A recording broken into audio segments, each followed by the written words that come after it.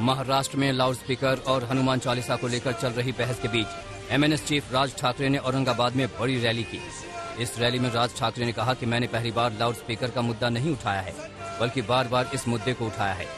राज ठाकरे ने कहा कि अगर मस्जिदों पर लाउडस्पीकर रहेंगे तो लाउडस्पीकर पर हनुमान चालीसा भी पढ़ी जाएगी। राज ठाकरे ने कहा कि अगर यूपी में लाउडस्पीकर हट सकते हैं तो महाराष्ट्र में क्यों नहीं।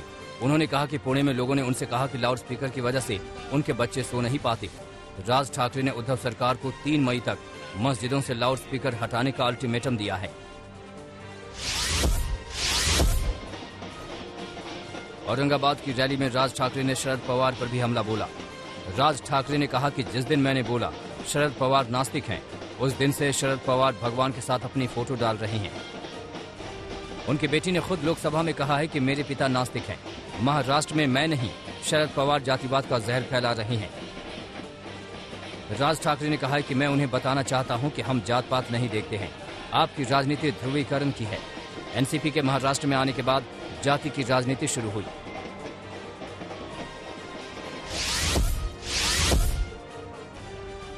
राज ठाकरे पर मुख्यमंत्री उद्धव ठाकरे ने एक बार फिर हमला बोला। उद्धव ठाकरे ने कहा कि कुछ लोग बार बार अपना झंडा बदलते रहते हैं। पहले वो गैर मराठी पर हमला किया करते थे, लेकिन अब गैर हिंदू लोगों पर हमला करते हैं। वहीं शिवसेना सांसद संजय राउत ने नाम लिए बिना राज ठाकरे पर निशाना साधा। उन्होंने कहा कि वो अयोध्या और मराठवाड़ा में जा रहे हैं, लेकिन उनके पीछे कोई भी भजन करने वाला नहीं है। खेळाडूंकडे मी लक्ष देत नाही, कारण हे खेळाडू नेमकं कोणत्या कोणत्या मैदानात कोणते कोणते खेळ करतात हे आतापर्यंत लोकांनी अनुभवलेलं आहे। कधी मराठीचा खेळ, कधी हिंदुत्वाचा खेळ, कधी ह्याचा खेळ।